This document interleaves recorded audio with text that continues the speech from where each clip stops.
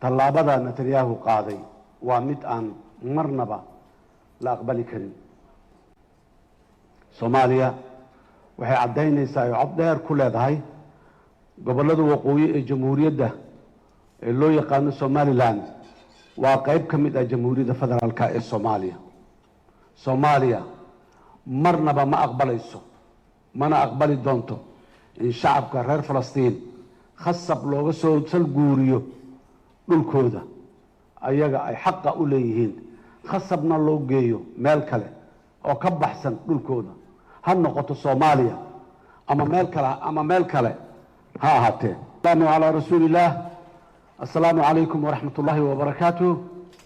guddoonka labada aqal, xubnaha sharafta leh ee labada gole, madaxda qaybaha kala duwan ee dowladda, mudanayaal iyo marwooyin. salaan kadib, sida aad la wada socotaan 26 December 2025 Benjamin Netanyahu, Prime Ministerka ra'iisul wasaaraha Israa'iil ayaa xadgudubkii ugu weynaa u geystay qarannimada Soomaaliya. Soomaaliya dhibaato badan, duruufo adag, wax badan ay soo martay, laakiin sooma marin midda 26 December oo Netanyahu uu sameeyay oo kale sooma marin. Soomaaliya markii uu si sharci darro ah oo ugu dhawaaqay in uu dawlad madax bannaan u aqoonsanayo deegaanada waqooyi galbeed ee dalkeena. tallaabada Netanyahu qaaday waa mid aan marnaba la aqbali karin, gaf iyo gardarro ku ah dhammaan qawaaniinta caalamka, heshiisyada iyo shuruucda dunidu ay ku dhaqanto. waxay ka dhigan tahay duulaan qaawan oo lagu soo qaaday qarannimada, madax bannaanida iyo midnimada dhuleed iyo dadeed ee jamhuuriyadda federaalka ee Soomaaliya. Soomaaliya waxay cadeynaysaa cod dheer ku leedahay gobollada waqooyi ee jamhuuriyadda ee loo yaqaan Somaliland waa qayb ka mid ah jamhuuriyadda federaalka ee Soomaaliya. dunida cod dheer ayaan intaas ku gaarsiinaynaa kuna xusuusinaynaa. waxaan u sheegaynaa caalamka xadgudubka iyo isku dayga Netanyahu ee kala qaybinta jamhuuriyadda federaalka ah ee Soomaaliya inuu khatar ku yahay xasiloonida iyo deganaanshiyaha caalamka iyo midka gobolka. waxa uuna dhiirigelinayaa kooxaha xagjirka ah iyo dhaqdhaqaaqyada gooni u goosadka ee ka jira ama ka jiri kara gobollo badan oo caalamka ka mid ah, oo ay hami geli doonto in ay xumaanta iyo kala go'go'u ay suurtagal yihiin. waa arrin aan si adag uga digayno. shacabka Soomaaliyeed, siyaasiyiintooda, culimadooda, hormuudkooda bulshada waxay muujiyeen sida ay uga go'an tahay ka hortagga ku xadgudubka qarannimadooda, taas oo fariin cad u ah Netanyahu iyo kuwa la midka ah, iyo in ay ku hungoobi doonaan isku daygooda guracan. waxaan si weyn ugu mahad celinaynaa dalalka aan saaxiibada nahay iyo kuwa aan walaalaha nahay iyo hay-adaha gobolka iyo kuwa caalamka ee sida adag uga hor yimiday xadgudubka uu ku kacay Netanyahu.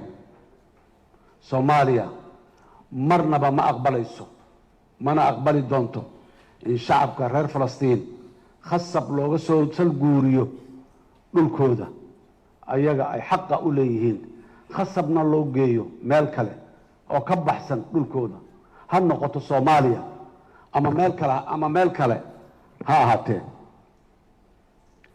hore ayaan u diidnay, haddana waan diidanahay. arrinkan waa isku day lagu baabi'inayo mabda'a caalamiga ah ee xalka laba dowladood inay dhulkaas Falastiin ka dhaqan qaado ee dunida horey isugu raacday, iyo in ay Falastiin hesho dowlad ay iyadu leedahay oo magaalada Qudusta bari ay u tahay caasimad. sidoo kale waxaan ka digaynaa in Israa'iil iyo ra'iisul wasaaraheeda Netanyahu ay isku dayaan in ay dhulka jamhuuriyadda federaalka ee Soomaaliya u soo raraan dagaalada fidnada ah ee ay gobolka bariga dhexe ka wadaan. Soomaaliya ma ogola in dhulkeeda loo adeegsado saldhigyo looga duulo dalal kale, waxayna diyaar u tahay in ay kaalin ka qaadato xasiloonida gobolka iyo caalamka guud ahaan. waxaan ugu baaqaynaa dalalka aan walaalaha iyo saaxiibada nahay iyo guud ahaan hay-adaha dawliga ah ee caalamka, kuwa qaaradeed iyo kuwa goboleedba, in shacabka Soomaaliyeed iyo dowladda federaalka ah ku garab istaagaan dadaalada diblomaasiyadeed iyo sharci ee ay isaga difaacayso dulmiga xadgudubka qaawan ee uu Netanyahu kula kacay Soomaaliya iyo shacabkeeda. shacabka Soomaaliyeed waxaan ugu baaqayaa inay isdejiyaan, ayna u midoobaan difaaca midnimada iyo gobonnimada dhuleed ee dalkeenna ee duulaanka qaawan lagu soo qaaday.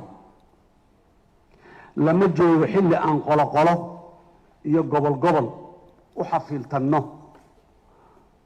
waa inaan xooggeenna iyo xigmaddeenna isugu geynaa sidii aan u difaacan lahayn jiritaankeenna iyo qarannimadeenna. walaalayaal, mid waxaan leeyahay madaxda gobollada waqooyi ee Somaliland ee uu ugu horeeyo madaxweyne Cabdiraxmaan Cirro, shacabka gobollada waqooyi jihad qaldan ha u riixina, hana u horseedina masiir mugdi ah. xayndaabkooda goboleed iyo kooda deriskooda soo jireenka ahna ha ka horkeenina. walaalayaal, meeshaas waddo la mahadiyo idinkama jirto ee ha u jeesanina. waxaan mar kale ku celinayaa oo aan xasuusinayaa walaalaha waqooyiga Soomaaliya iyo caalamkaba in mowqifka dowladda Soomaaliya aanay wax iska bedelin, iskana bedeli doonin, kaasoo ahaana doona in wada hadal macno leh lala galo maamulka Somaliland si midnimada loo xoojiyo, isfaham waaga jirana meesha looga saaro, oo Soomaaliya mid oo dhinac u wada jeeda aan u helno, waana heli karnaa haddii la yiraahdo. midna waxaan leeyahay guud ahaan shacabka Soomaaliyeed, gaar ahaan walaalaha gobollada waqooyi ku dhaqan, la idinkuma yaqaano taariikhdiina, kana mid ma ahan in si sahlan dagaanadiina loogu marti qaado cadowga ummadda. aaway taariikhdii awowayaashii ugu diideen cadowgu inuu ilmo ku dhalo dhulkiina, iska daa inuu si sahlan oo doqon magarato ah oo ku soo dego dalka ah.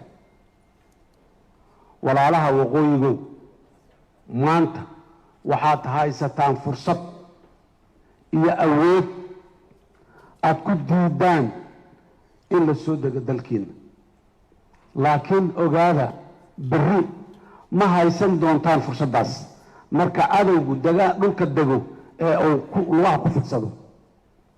waxaan cod dheer ku leenahay ninkii kala saar lahow, ninkii kala sooc wadow, ninkii si xun u fakarow, aday talada ku sheegto sidaad moodaysa maahee warhooy Soomaaliya Soomaali baa leh.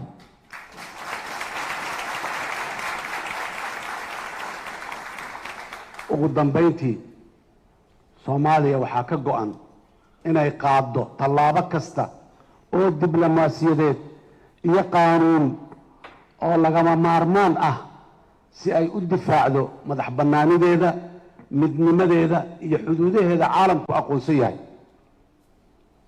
gabagabadii iyo gunaanadkii waxaan walaalaha xusuusinayaa dhammaan oo aan leeyahay,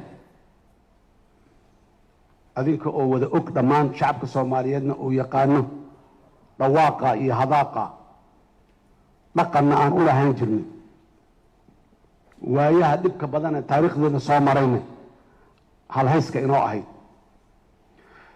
tuulad geelahoo dhacan baa toogasho u bareertaane ma dhulkoo dhammoo tagayaan nina dhagax u tuurayn aad iyo aad ayaa mahadsantihiin wasalaamu calaykum waraxmatullahi wabarakaatu